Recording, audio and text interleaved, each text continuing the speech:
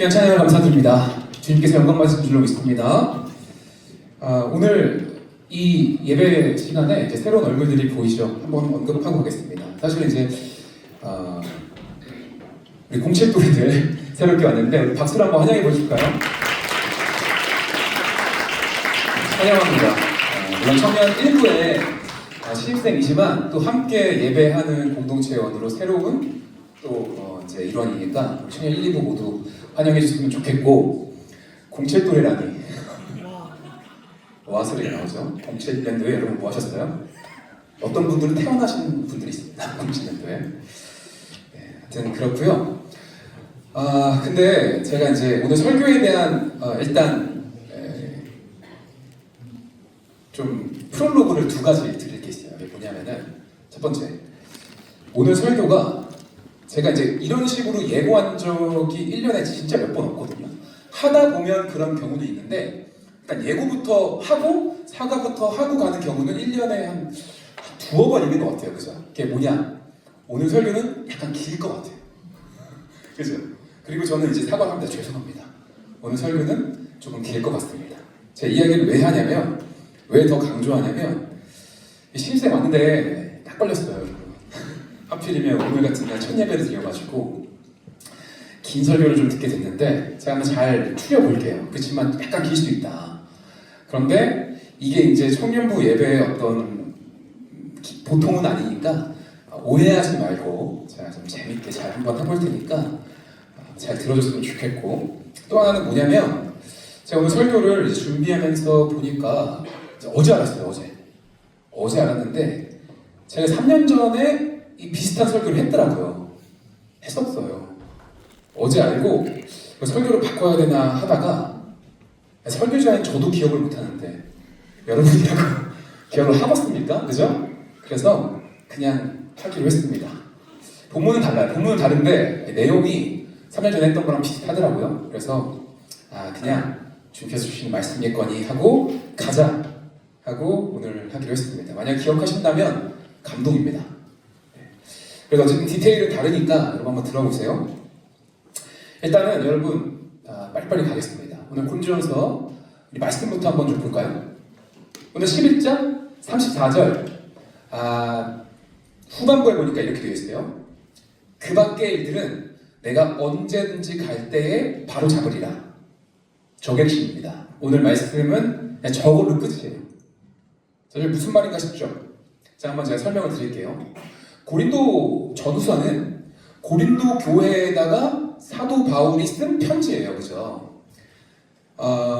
자, 이겁니다. 상상해보는 거예요. 우리가 한번 고린도 교회의 성도가 됐다고 보세요. 그런데 우리 교회에서 잘 사역을 하다가 떠난 정말 존경받는 사역자 한 명 있다고 쳐보세요. 그분이 어쨌든 뭐 선교를 떠났든 어디 떠났습니다.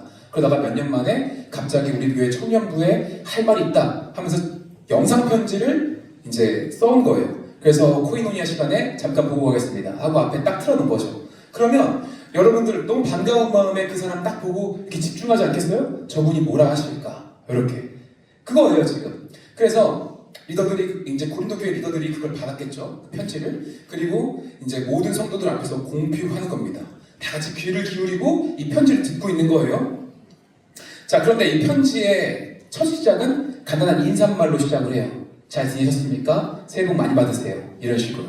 사람들이 참 감동이다 이러면서 시작했겠지만, 여러분 편지의 내용이 심상치가 않습니다. 일단 초반부 3장부터 시작해서 어떤 내용이 나오냐, 교회 분열에 대해서 지적하는 내용이 나와요. 야, 너네 보니까 내가 떠나고 보니까 니네 좀 분열하네? 좀 싸우대? 파당치대? 니네 그러면 안 돼. 이러면서 지적하는 내용이 나와요.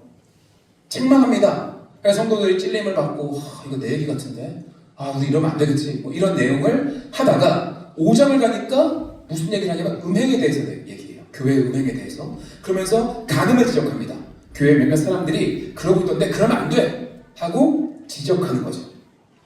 그래서 사람들이 맞아, 우리 교회 저게 좀 이슈였지, 이러면 안 되겠다 하면서 또 반성하는 분위기가 됐겠죠? 그러다가 6장을 넘어가니까 또 무슨 얘기가 나와요? 형제끼리 고소하는 거에 대해서 얘기해요. 특별히 어떤 거냐면 세상 법정에 가가지고 막 교회 식구들끼리 고소하는 거예요. 그러니까 그거에 대해서 지적을 하니까 그래 세상 법정에 서서 형제들끼리 막 자매들끼리 그렇게 하면 안 되겠구나라고 또 반성을 하겠죠. 그리고 나서 8장 가니까 형제를 실족하는 일에 대해서 또 책망을 합니다. 여기까지 오니까 여러분, 이 고린도 전후서의 이제 이 편지들은 그냥 뭔가 되게 말캉말캉한 어떤 사랑의 편지는 아니었구나라는 걸 감 잡으시겠죠. 그러니까 사도 바울이 밖에서 들어보니까 이거 자기가 있던 이 교회가 지금 말이 아닌 거죠. 그러니까 그걸 막 혼내려고 지금 편지를 쓴 거죠. 10장 가니까 또 뭐 있어요? 우상 숭배하는 문제를 다뤄요. 그러니까 여러분, 이 고린도 교회가 참 문제가 많은 교회였어요. 자기가 1년 6개월 동안 함께 목회했던 그런 교회였는데 이런 문제들이 참 많았습니다. 이런 거 보면 제가 어떤 걸 느끼냐면 저 2000년 전 교회거든요. 이 교회가 이 문제라는 것들이 참 바뀌지가 않는구나. 인간 모이면 다 똑같구나 이런 생각이 들어요. 그러니까 여러분 혹시 교회에 대해서 어떤 문제점을 발견하더라도 실망할 필요 없습니다. 실망할 필요 없어요. 그냥 초대교회부터 지금까지 교회가 다 그렇게 힘들고 어렵고 문제가 있었다. 뭐 이런 것들을 여러분 그냥 쿨하게 받아들이시면 될 것 같아요. 어쨌든 간에 11장 가니까 또 주의 만찬에 대한 주제가 바뀌면서 그런 것들을 이제 책망을 합니다. 좀 보세요. 처음에 인사부터 시작해서 지금 3장부터 11장까지 계속 뭐라고 했어요? 계속 니네 이게 문제야. 니네 공동체 이게 문제야. 이게 문제야 하면서 계속 지적하고 있다고요. 지적하고 있어요. 자, 그리고 나서 11장 34절 이 마지막 부분에 와서 저거를 읽어내려가는 겁니다. 그 밖의 일들은 내가 언제든지 갈 때 바로 잡겠다. 이렇게 얘기하는 거예요. 이걸 들으니까 성도들이 깜짝 놀라겠죠. 왜 깜짝 놀랄까요, 여러분? 놀래요. 아니, 지금까지 주구장창 계속 우리 공동체에 대한 문제점을 지적했는데 이 밖의 일들은 내가 갈 때 얘기해줄게. 나머지는 내가 가서 얘기해줄게. 일단 너네 이거부터 얘기한 거야. 이렇게 얘기한 거죠. 그러니까 왜 놀래요? 아니 또 있어? 지적할 게 또 있다니까? 이 얘기를 하고 있는 거예요. 우리 지금 3장에서 지적받고 6장에서 5장에서 지적받고 8장에서 지적받고 10장, 11장에서 고쳐야 될 문제들을 계속 들었는데 지금 그 끝에 가서 아니 이게 다가 아니야? 또 있어? 근데 그건 또 사도 바울이 이제 나중에 이 교회에 딱 방문했을 때 그때 얘기해 주겠다는 거예요. 이게 우리로 치면 무슨 말입니까? 제가 우리 사모가 통화할 때 친구랑 막 2시간을 내내 수다 떨다가 끊으면서 뭐라 그래요? 자세한 거는 만나서 이렇게 이런 거랑 똑같은 거예요. 지금 주구장창 얘기했다가 야 이제 나머지는 내가 가서 너희들 얘기해 줄게. 요 얘기를 하고 있는 거죠. 이게 그 교회 사람들한테는 어떻게 들렸을까? 여러분 상상해 보세요.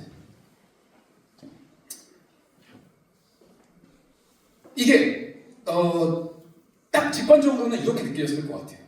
야, 우리 진짜 한참 멀었다. 우리 교회 진짜 한참 멀었네. 고쳐야 될 게 아직도 많나 봐. 너무 멀었네. 이렇게 들릴 수도 있겠지만은 사실은 이 말씀을 가만히 보면 그런 뉘앙스는 아니에요. 사도 바울의 뉘앙스는 그게 아니고 하나님께서 사도 바울을 통해서 기록하신 그 뉘앙스는 그게 아닙니다. 하나님 뉘앙스는 야, 끝난 줄 알았지? 이게 다가 아니야. 니네는 죽었어 이제. 가봐. 이게 아니라고. 이게 아니라 남은 것들은 나중에 사도 바울이 가서 그때 그 필요에 따라 그 필요를 위해서 나머지를 다룰 거고 지금은 일단 내가 이미 너에게 얘기한 것, 이야기해 준 것 이거 먼저 하자. 요 말입니다. 남은 것들이 있긴 하지만 너희가 장성하고 믿음의 깊은 분량에 이를 때까지 또 완전하고 온전하게 될 때까지 너희들이 해야 될 일이 더 많이 있지만 일단은 여기까지만 한번 해보자 라는 뜻이에요. 남은 일들은 나중에. 여러분 때때로 우리는 그리스도인으로서 혹은 그러니까 신앙과 현실에 대해서 이제 부담을 느끼는 부분이 이 부분입니다. 이게 어떤 부분이냐면 이런 거예요. 내 자신을 한번 신앙적으로나 아니면 현실적으로 냉정하게 한번 생각해 보세요. 나 스스로를. 여러분 스스로 이만하면 됐어. 나 이준석 2026년 드디어 완성형이야. 더 이상 할 게 없네. 다 자랐네. 이렇게 느끼는 사람들이 있습니까? 그런 분들은 회개하시기 바랍니다. 여러분 사실은 스스로가 스스로 생각했을 때 우리 갓생 브이로그 이런 거 보면서 막 도전받고 그러잖아요. 그럼 이유가 뭐예요? 나 아직 한참 멀었네. 아, 나 부족하네. 나 변해야 되고 고쳐야 될 게 너무 많네. 아, 이렇게 살면 안 되는데. 이런 생각하니까 이런 생각을 대부분 하지 않습니까? 안 바뀌는 게 너무 많아요, 나는. 그렇잖아요. 그러니까 이런 거에 부담을 느끼는 거예요. 성경 말씀 이렇게 읽다 보면은 이런 생각이 들어요. 왜 이렇게 명령이 이렇게 많아? 뭐 해라, 뭐 하지 말라, 이런 게 왜 이렇게 많아? 그리고 그 명령 중에는 특히 벅차고 어렵고 부담스러운 게 너무 많아요. 너무 많아. 예를 들면 이겁니다. 아니, 원수를 사랑하라고? 원수를 사랑하라고? 나 가끔에는 아니 내 옆 사람도 지금 온전히 사랑 못하는데 원수를 사랑하라고? 가끔은 가족도 사랑 못하겠는데 원수를 사랑하라고? 아니 어쩌면 나 자신도 내가 긍정적으로 바라보지 못하는데 원수를 사랑하라고? 그거 어떻게 해? 한참 멀었네 나. 이렇게 생각하는 거죠. 네, 여러분, 이제 제가 여러분들과 나누고 싶은 이제 말씀은 이건데요. 뭐냐면 이거예요. 성경을 이렇게 전반적으로 이렇게 보니까 하나님께서는 한 개인을 향해서 어떤 일하시는 패턴이 있는데 이 패턴이 뭐냐 하면 이걸 패턴이라고 말하는 이유는 이겁니다. 이 개념이 계속 반복해서 나오기 때문에 그래요. 반복해서. 오늘 몇 가지만 볼 텐데 하나님이 일하시는 그 패턴 혹은 하나님이 나를 향해서 품으신 기대와 계획에는 공통된 모습의 양상이 있습니다. 그게 뭐냐면 이거예요. 하나님께서 나를 향해 품으신 기대와 계획과 뜻은 거의 항상 순차적이고 점진적이고 단계적이라는 것입니다. 이걸 잘 기억해야 돼요. 요한복음에서 예수님이 제자들에게 말씀하신 말씀이 하나 있는데요. 그게 뭐냐면 16장 12절입니다. 우리 같이 읽어볼까요? 시작! 내가 아직도 너희에게 이를 것이 많으나 지금은 너희가 감당하지 못하리라. 이게 소위 여러분 예수님께서 마지막 최후의 만찬 때 제자들에게 이렇게 이야기를 하시면서 이제 중요한 것을 말씀하시거든요. 특히 앞으로 어떻게 될 건지, 당장 오늘 누가 어떻게 될 건지, 누가 나를 배신할 건지, 너희가 뿔뿔이 흩어질 것이고 난 죽을 거고 너희가 어떻게 날 배신할 건지 이런 거 말씀하시면서 하시는 말씀이란 말이에요. 그러나 내가 부활할 거야 라는 되게 중요한 것들을 말씀을 또 하시는 거죠. 이게 마지막 레슨이에요. 이거 네 번째 레슨 이렇게 하는 거예요. 네 번째 레슨 말씀하는 거예요. 그죠? 십자가에 달려 들어가시고 가시기 전에 그러면서 너희에게 할 말이 진짜 많은데 자 이렇게 될 거야 이렇게 말씀하시면서 막판에 뭐라고 하냐면 아직도 너희한테 많은 것을 말해줄 게 많은데 지금은 너희가 감당하지 못할 거야. 그래서 여기까지만 말할게. 딱 이렇게 말씀하신다. 그리고 나서 13절에 보니까 뭐라 하시냐? 함께 읽겠습니다. 시작! 그러나 진리의 성령이 오시면 그가 너희를 모든 진리 가운데로 인도하시니 그가 스스로 말하지 않고 오직 들은 것을 말하며 장래 일을 너희에게 알리시리라. 자 보니까요. 하나님께서는 우리가 이런 것들을 벅차하는 연약한 존재라는 것을 아시는 것 같아요. 아니 아십니다. 예수님께서는 우리가 하나님의 명령에 대해서 벅차하는 연약한 존재라는 걸 아세요. 그래서 심지어 여기서도 예수님께서 말씀해 주셔야 될 아주 중요한 것들이 많아요. 앞으로 일어날 것들이 많죠. 실제로도 이 이후에 사도행전에 보니까 성령이 오시고 막 방언을 말하고 교회가 세워지고 이런 것도 있잖아요. 근데 그걸 지금 말하지 않는다고. 지금. 그래서 심지어 그러니까 이런 거예요. 성령께서 너에게 어떻게 오실 것이고 성령이 임하면 너희가 어떻게 될 것이고 어디로 가야 되고 어디로 가서 어떻게 될 것이고 무엇을 선포하게 될 것이고 그리고 이제 교회라는 게 세워질 것인데 그 모습은 어떻게 될 것이고 너는 교회가 리더가 될 거고 교회는 어떻게治理하고 어떻게 관리하고 어떻게 운영해야 하는 것들이 굉장히 많음에도 불구하고 지금 너희에게 말하기엔 좀 벅차니까 너희는 여기까지 나 부활할 거야 거기까지만 믿어라 여기까지 지금은 내가 오늘 이미 너희에게 얘기해 준 것 나랑 지금 3년 동안 다니면서 배운 것 일단 거기까지 잘 기억하는 것부터 시작하자 이렇게 얘기하는 거예요. 남은 일들은 나중에 성령께서 오시면 그때 하나하나 여러분 하나님께서는 우리에게 그분의 계시에 대해서 그분의 말씀에 대해서 그분의 계획에 대해서 이미 이 성경을 통해서 완벽하게 우리에게 주셨습니다. 그래서 더 이상 이 시대 때는요, 새로운 계시랄 게 없어요. 성경으로 완성된 겁니다. 그럼에도 불구하고 하나님께서 우리에게 성경책을 딱 하나 던져주면서, 자, 이걸로 이제 완성됐어. 준서가 요거 딱 보이지? 일주일 안에 처리해 라고 하시는 게 아니에요. 이 성경 안에 보면은 여기 명령들 있잖아. 여기 내 말씀들이나 내가 너에게 원하는 것들 다 있잖아. 이거 보고 너 일주일 안에 장성해야 돼. 다 완성돼야 돼. 내가 지금 열매를 듣고 있거든? 이 열매들 너 딱 한 달 줄게. 한 달 안에 쫙 다 맺어라. 그렇게 하지 않는다고. 하나님께서는 아까 말씀드렸죠. 점진적으로, 순차적으로, 단계적으로 우리에게 그분의 뜻을 보여주시고, 하나님께서는 또 그렇게 한 걸음 한 걸음 인도해 주신다고요. 보면요, 하나님의 뜻과 계획과 인도하심이라는 건 항상 이렇습니다. 지금 현재 것에 이어서 다음 게 이어집니다. 이게 무슨 말이냐면, 여러분 가끔 청년들이 저한테 물어와요. 목사님, 내 삶을 향한 하나님의 뜻과 계획이 뭘까요? 그때 제가 오케이, 3일만 기다려 하고 기도합니다. 그래서 주님께서 저에게 환상을 쫙 보여줘요. 그 인간에 대한 미래에 대해서. 그러면서 3일 뒤에 말해주죠. 너는 이렇게 될 거야. 몇 살 때 결혼할 거고, 어디 기업에 취직할 거고, 등등등. 얼마나 좋을까요? 그러면. 그죠? 그래서 제가 목사로서 소신 발언 하나 하겠습니다. 진짜 소신 발언 하나 할게요. 저도 궁금해요. 저를 향한 하나님의 뜻과 계획이. 저도 궁금합니다. 제 코가 석자라는 거예요, 여러분. 제 코가 석자예요. 그거 알면 제가 여기서 이러고 있겠습니까? 저희 강남 한복판에 독자리 폈겠죠. 그죠? 그거 몰라요, 저도 잘. 모릅니다. 그러니까 거대한 흐름 안에서의 하나님의 뜻과 계획은 알겠지만, 여러분 한 사람 한 사람을 향한 아주 디테일한 주님의 뜻과 계획은 주님만 아세요. 자, 그런데 제가 확실하게 아는 방법이 하나 있습니다. 그게 뭐냐면, 내 삶을 향한 다음 스텝, 다음 하나님의 계획이 뭔지를 알려면 어떻게 해야 되냐면, 지금 내게 주어진 것을 완수하는 것. 지금 내게 주어진 것을 시작하고 완수하는 것, 그것에 충실하는 것이 먼저 되어야 됩니다.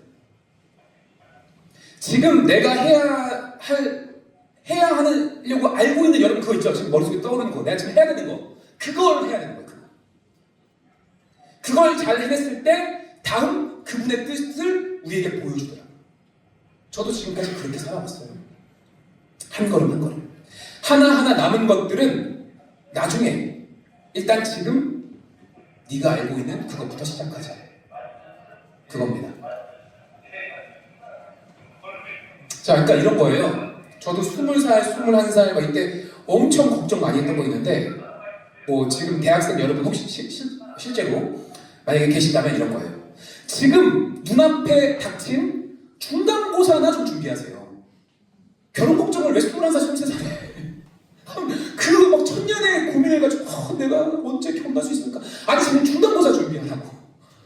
지금 과제 준비하라고 지금. 제가 그랬어요, 제가. 성경은 우리를 나무에 비유하죠. 그리고 예수님께서 비유해서 말씀하셨듯이 주인은 나무로부터 열매를 찾는다고 합니다. 근데 너희가 열매를 많이 맺는 것, 그것으로 하나님께 영광을 돌릴 수 있다고 얘기해요. 하나님께서는 우리에게 열매 맺기를 원하시죠. 그러나 결코 성경 전반적으로 봤을 때 예수님의 가르침을 보면 지금 당장 일주일 안에 혹은 올해 안에 열매를 맺어야 한다고 말씀하지 않으세요. 나무라는 게 그렇잖아요. 열매를 맺으려면 그런 개념 자체가 그렇습니다. 먼저 씨앗이 심기죠. 씨앗이 심기자마자 열매가 와르르 쏟아지는 게 아니죠. 심기면 먼저 뿌리를 내립니다.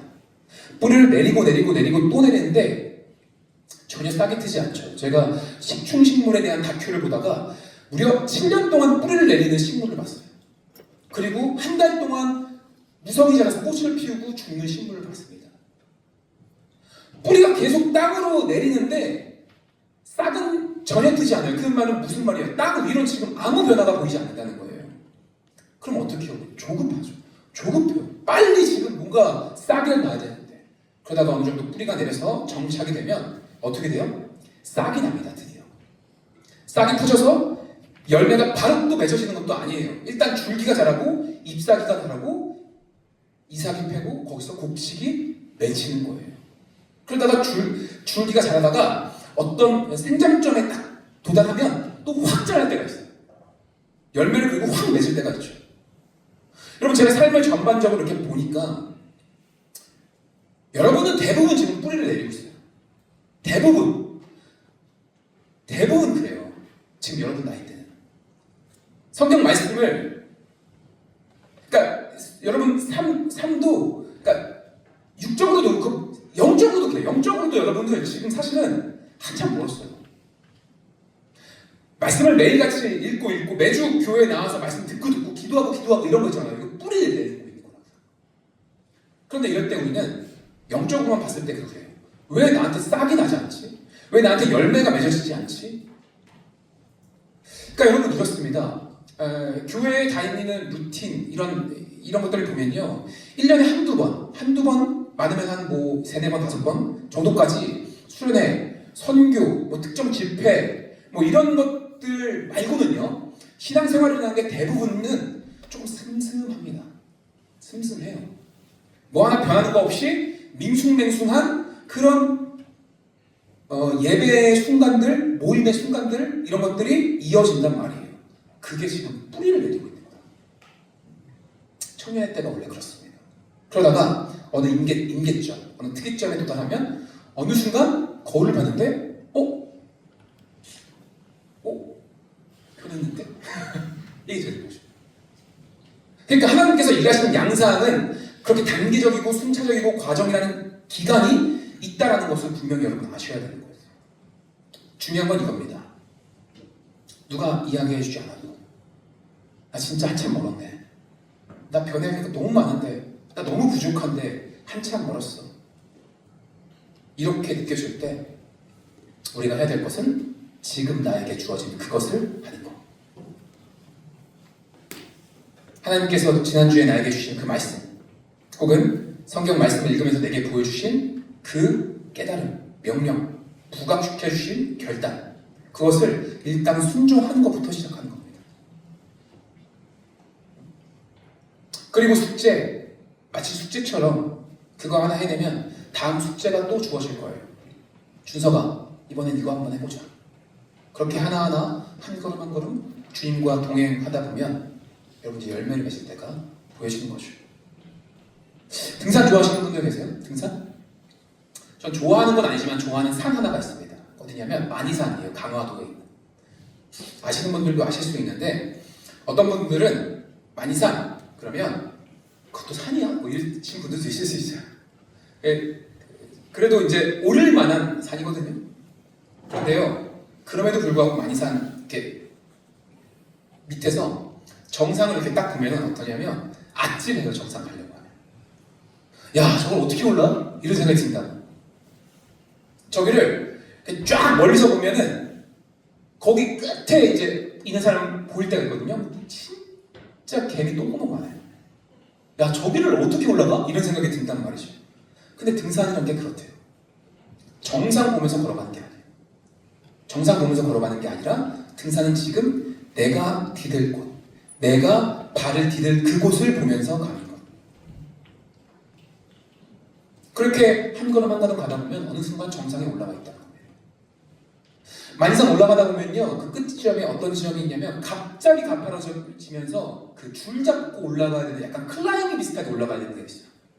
근데 그 올라갈 때마다 느낀 건데 안전장치가 없어요. 그래서 야, 저기 사고가 날 법도 한데 안 나더라고요. 하여튼 신기해요.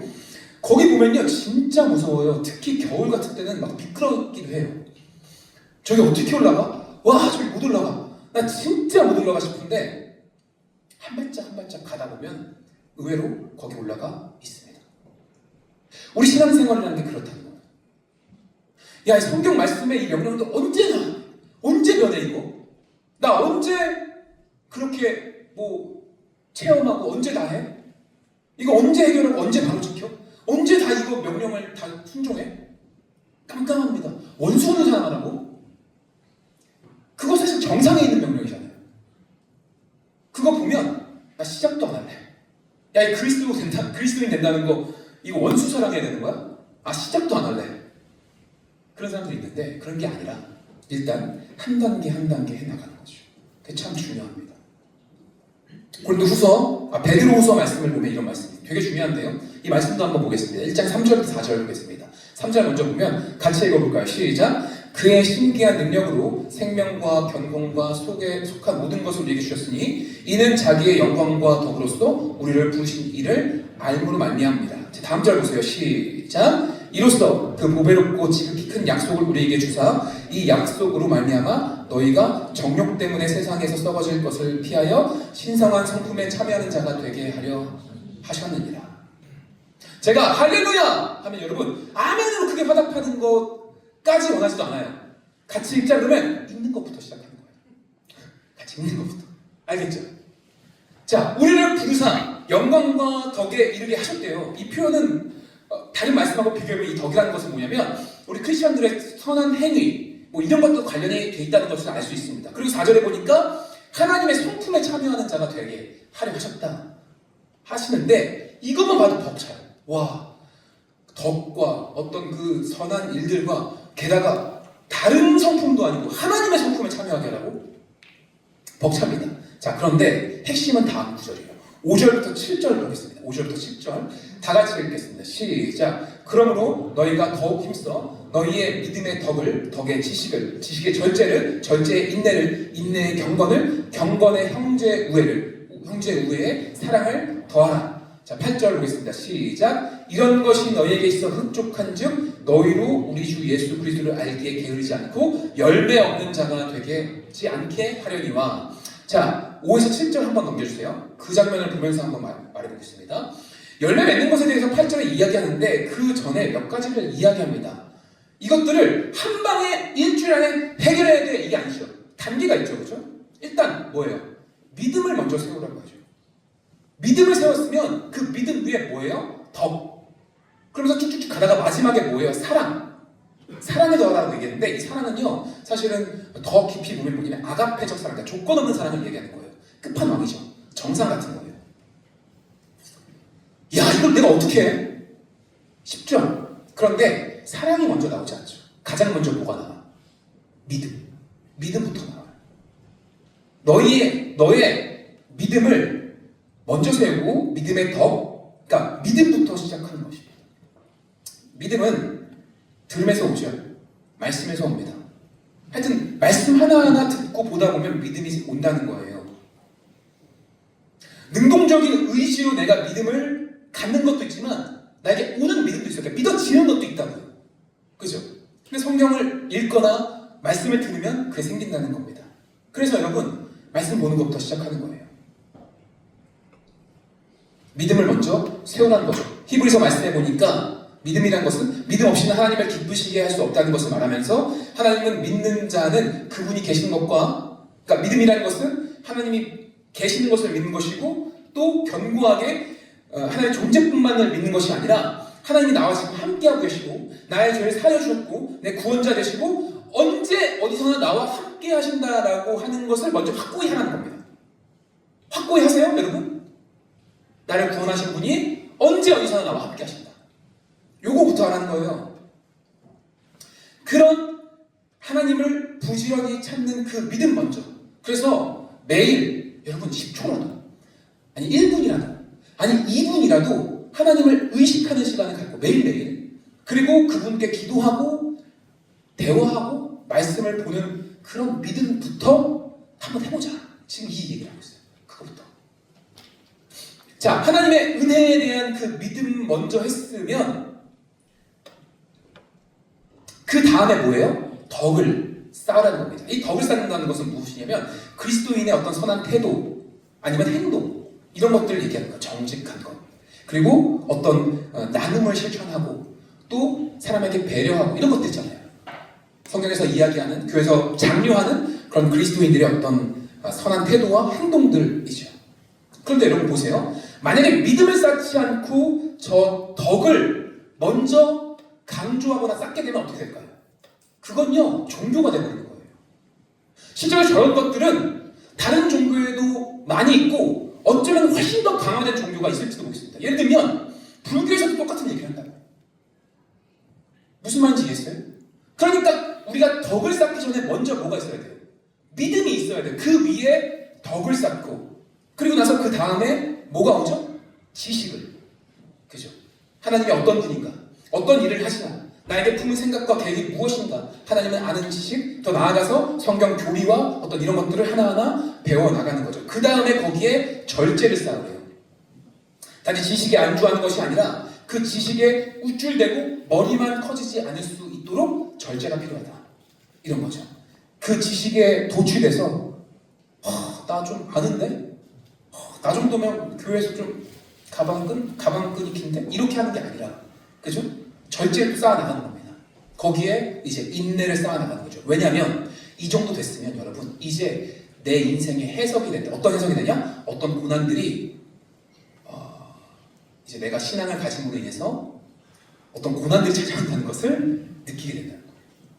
그러면 여러 가지 고난들이 여러분의 인생에 찾아올 텐데 그때에 어떤 것이 필요해요? 인내함이 필요해요. 그리고선 이제 경건을 이루고 그 다음에 형제의 친절을 쌓는 거죠. 이제 동역자들이 생겨나고 교회가 이루어지고 마지막으로 거기에 뭘 더하라는 거예요? 사랑을 더하라는 거죠. 나에게 돌아오지 않아도 되는 내가 무조건적으로 줘도 되는 그런 사람. 보니까 단계가 있습니다. 하나하나. 믿음 먼저, 그 다음에 덕을 쌓고 그죠? 그 다음에 지식을, 절제를, 인내를, 경건을, 그 다음에 교회됨을, 그리고 사랑을. 제가 아는 사람 중에 믿음이 덕이 다 필요 없고 왜 이렇게 하나님을 아는 지식이 없을까? 막 이렇게 말하는 사람이 있어요. 옛날에 진짜 많았어요. 그런 사람들. 지식! 하나님에 대해서 알아야지. 아는 것이 힘이야. 와 이거 하나님 이 성경 처음 들어보는 지식이야. 야 니네 이거 모르지? 성경을 바르게 나누고 쪼개고 배우고 지식적 쾌감이 뭐 이런 거 있잖아요. 그런 것들에 대해서 집착하는 사람이 있었어요. 거기에 안주해버리죠. 멈춰버립니다. 나 이거면 됐어. 나 주님 좀 아는데? 그죠? 이거면 끝났어. 난 다른 사람 위에 있어. 그러니까 더 심각하면 어떻게 돼요? 그걸 통해서 정죄하는 거죠. 이것도 모르겠네요. 좀 주님을 알아야지. 다음 단계 절제를 쌓지 않죠. 아니 어쩌면 덕도 없을지도 모르겠습니다. 니네 이거 모르잖아. 니네 이 교리 모르잖아. 니네 말씀 잘 모르잖아. 이런 것들이죠. 그러니까 인내는 물론이고 하나님의 성품, 형제의 친절, 사랑 이런 거는 근처도 못 가는 겁니다. 근처도 못 가죠. 지식. 여러분 물론 여러분 조직적으로 체계화하면서 신학적 공부를 성경을 바르게 나누고 탐구하는 건 당연히 중요합니다. 당연히 너무 중요하죠. 여기서 지식을 쌓으라고 나오잖아요. 그렇죠? 그러나 믿음이 없고 애초에 믿음이 없고 그 위에 기본적인 덕이 없는데 머리만 커지면 그렇게 정죄하고 그것으로 우쭐대고 우월감을 느끼는 저거 은혜가 뇌에만 가득하네요. 이런 소리를 듣는 거예요. 제가 한 얘기는 아닙니다. 저도 이 부분에 대해서 찔림이 너무 많아요. 그래서. 근데 사실 반대도 마찬가지죠. 믿음도 있고 덕도 있는데 지식이 없어. 그러면 너무 무뎌요. 그리고 신앙생활이라는 게 사실 조금 맹숭해져요. 날카로운 게 없어져요. 반대도 마찬가지예요. 여러분 견제해야 돼요. 그래서 여러분 저나 이 최정훈 전사님께서 예를 들면 이런 겁니다. 공동체를 이끌어갈 때 크게 큼직큼직하게 공동체를 어떻게 이끌어야 되겠다고 생각할 때 바로 이 부분을 아마 많이 고민할 거예요. 우리 공동체의 전반적인 분위기가 지금 믿음이 없는가? 아니면 덕이 없는가? 아니면 우리가 지식이 좀 부족한가? 아니, 절제가 없는가? 우리 교회됨이 필요한가? 아니면 우리가 지금 서로 사랑이 없는가? 이런 것들을 고민하면서 하나의 주제를 정하고 그리고 어쩌면 중간중간에 뭐 수련의 주제를 정하고 어떤 집회를 만들고 어떤 교육을 만들고 이런 게 있을 거란 말이죠.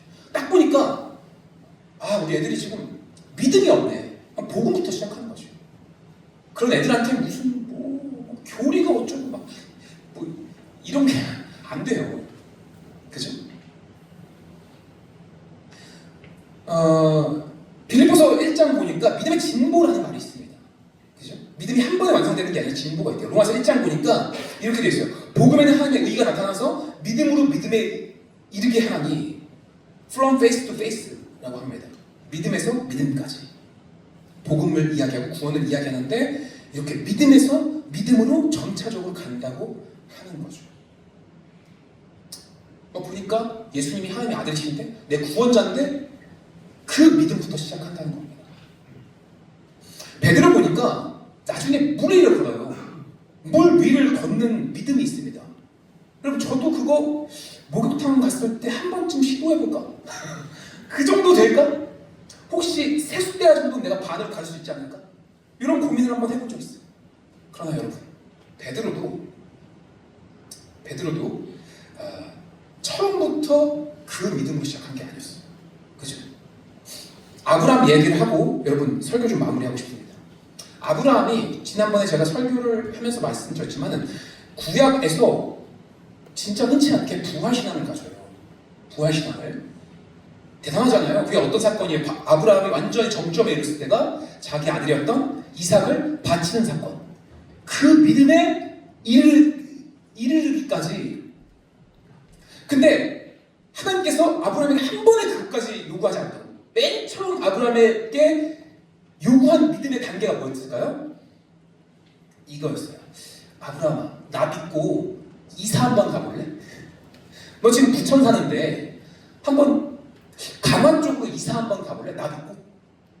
이 정도 믿음입니다. 이 정도. 거기서부터 시작돼서 나중에 자기 아들을 바치는 믿음까지. 그러니까 그리스도의 삶이라는 것이 혹은 그 삶 속에서 믿음에서 믿음으로 가고 그 믿음의 도전을 이겨내면 또 다른 믿음이 오고 도전이 오고 그 도전을 넘어가면 하나하나 넘어가면서 한 단계 한 단계 밟다 보면 어느새 거울을 보면서 나 좀 바뀌었네. 이렇게 되는 거예요. 아브라함도 그랬고 요셉도 그랬고 다윗도 그랬고 모세도 그랬고 다니엘도 그랬고 여러분의 믿음의 선배님들도 그랬고 저도 그랬고 모든 믿음의 사람들이 그 과정을 거쳐봤습니다. 그래도 이럴 수 있죠. 하나님께서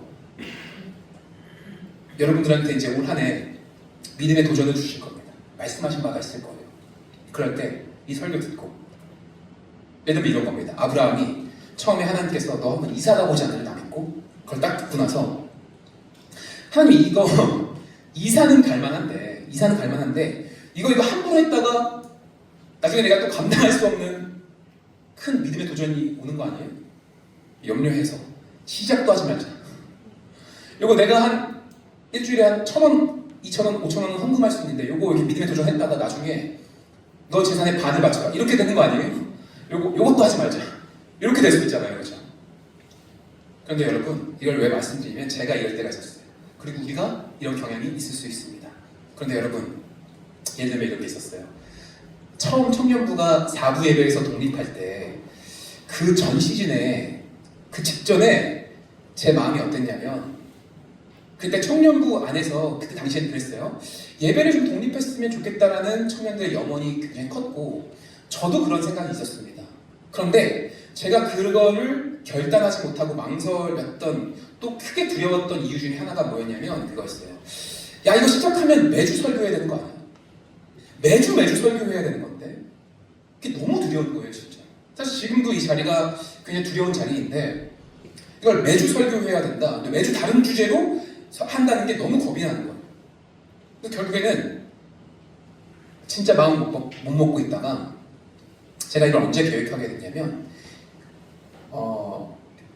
그러다가 이제 이런 생각을 했어요. 그럼 1년치 설교를 다 준비하고 이거를 1년 동안 설교를 일단 다 써놓고 나서 시작하면 그걸 설교하면서 그 다음 내년 걸 준비하면 되겠다.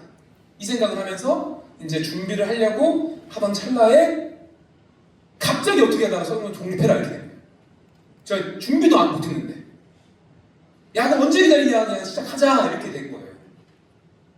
그래서 저는 설교 준비를 하나도 못하고 이렇게 시작하게 된 거거든요. 그렇게 시작해서 일단 이번 주 설교 먼저 그 다음 주 설교 이렇게 하게 된 거죠. 하나하나 준비한 겁니다. 준비하면서도 다음 주 설교 뭐하지? 이게 한동안 사라지지 않았어요.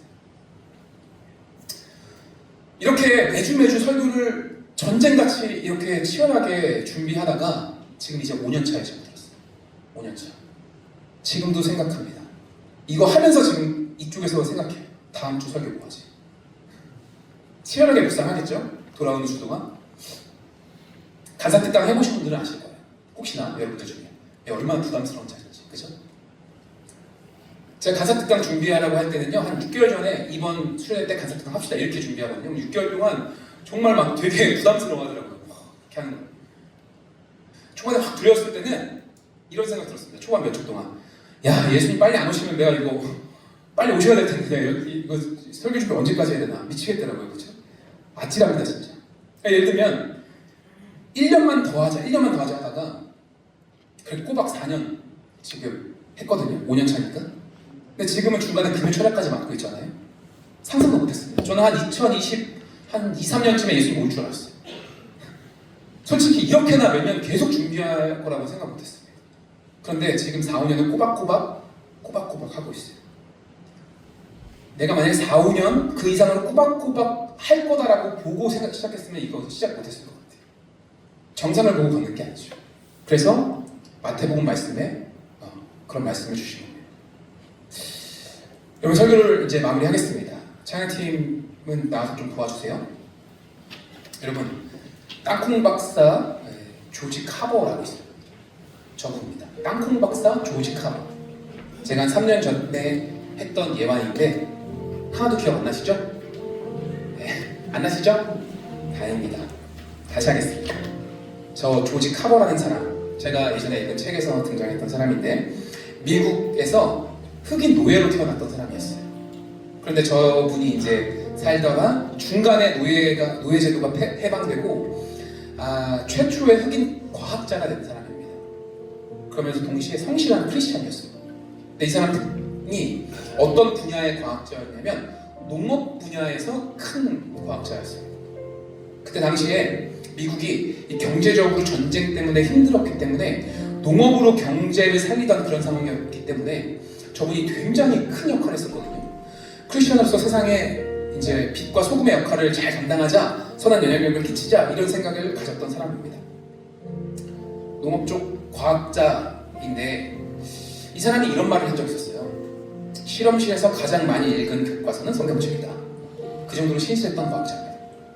이 사람이 기도하면서 이런 생각을 했어요. 크리스천으로서 뭐라도 빛과 소금의 역할을 감당하고 싶었고 세상에 또 선한 영향력을 끼치고 싶었는데 이 사람이 하나님께 그렇게 기도했대요. 하나님, 난 과학자니까, 그래서 이 땅에 선한 영향력을 끼치고 싶으니까 저한테 우주를 보여주세요.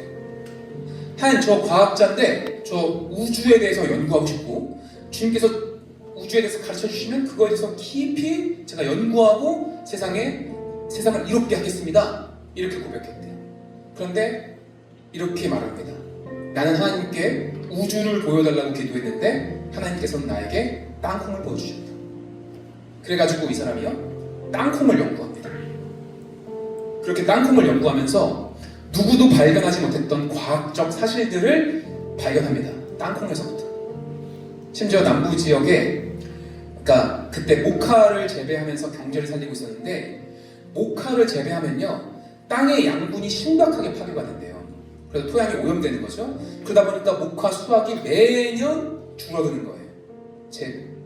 그래서 이제 이 사람이 땅콩을 연구하다 알아낸 게 뭐냐면 그 땅에 땅콩을 심으면 질소를 만들어내서 땅이 비옥해진다는 거예요. 그래서 재배 방식을 고안합니다. 어떻게? 땅콩 먼저 재배하고 그 다음에 고구마 재배하고 그 다음에 모카 재배하면 땅이 순환이 되면서 부패하지 않고 질 좋은 토양으로 변하면서 땅콩, 고구마, 모카가 엄청나게 수확이 잘 된다. 그래서 그때 당시 남부 지역을 중심으로 미국의 경제 상승이 크게 됐고 그거에 기여했던 사람이라고 합니다. 그래서 땅콩으로 만들 수 있는 제품을 300가지를 개발했대요. 제가 이제 적어왔는데 300가지 시간 없으니까 200가지만 한번 말하겠습니다. 네, 농담이고요. 몇 가지 말하면 땅콩 밀크 우스터 소스, 요리 기름, 야채 기름, 종이, 화장품, 비누, 나무에 들이는 물감, 땅콩을 원료로 한 의약품, 방부제, 변을 무르게 하는 약, 갑상선 치료제 등등등, 이런 게 다 이 사람이 땅콩으로 개발한 거예요. 그래서 이 사람이 그래요. 이런 말을 합니다. 하나님께서는 내게 우주를 보여주진 않았지만 땅콩을 보여주셨다. 이렇게 얘기해요. 오늘 설교 제목이 뭘까요? 땅콩부터 심어보자. 어쩌면 그렇습니다, 여러분. 하나님의 원대한 뜻을 내게 보여주세요. 나를 이 세상에 어떤 것을 위해 사용하기를 원하십니까? 5년 후, 10년 후, 15년 후 궁극적으로 최종적으로 나를 어떻게 세워주시겠습니까? 이게 아니라 하나님께서 그 남은 것들을 내가 알아서 내 때에 따라 하나하나 때가 되면 알맞게 너에게 부어줄 거니까 너는 지금 땅콩 먼저, 지금 이 땅콩 먼저 신실하게 한번 관리해봐, 이렇게 말씀하시네요. 분명히 저와 여러분의 삶에 그런 땅콩이 있습니다. 지난주 설교 때, 혹은 지지난주 설교 때, 혹은 뭐 오래전 설교 때, 혹은 개인적으로 묵상하면서, 혹은 깨달음 가운데 여러분 선한 부담으로든 뭐든 간에 어쨌든 여러분 마음에 오래 주어진 땅콩이 있어요. 그걸 먼저 하자. 그럼 포기하지 마시고 올 2026년 그렇게 저와 함께 그 비전을 바라보며 나아가는 여러분 되셨으면 좋겠습니다. 각자의 부서 가운데서 또한 교회적 공동체적 비전을 선포해 줄 거예요. 각 사역자를 통해서, 리더들을 통해서 우리 한번 이렇게 해봅시다. 우리 공동체에 이런 꿈을 꿔봅시다 라고 했을 때에 여러분 우리 한번 가봅시다. 그때에 2026년 12월이 됐을 때 우리가 또 다른 열매를 보게 될 거예요. 그걸 다시 찬양하면서 영광 올려드리고 또 2027년을 준비하고 그렇게 한 걸음 한 걸음 나가는 저와 여러분 됐으면 좋겠습니다. 자, 이 시간 함께 기도하십시다. 우리 다시 한번 올 한 해를 주님께 올려드리면서 나아갑시다. 여러분 다른 거 볼 필요 없어요. 올해 혹은 상반기 혹은 이번 달 하나님께서 나에게 주신 그것을 결단하고 주님께 올려드리면서 다시 한번 주님 나와 함께하여 주시옵소서, 주님을 믿습니다 고백하는 마음으로 함께 주의 이름 3번 기회를 치고 통성을 함께 기도하겠습니다. 주여 주여 주여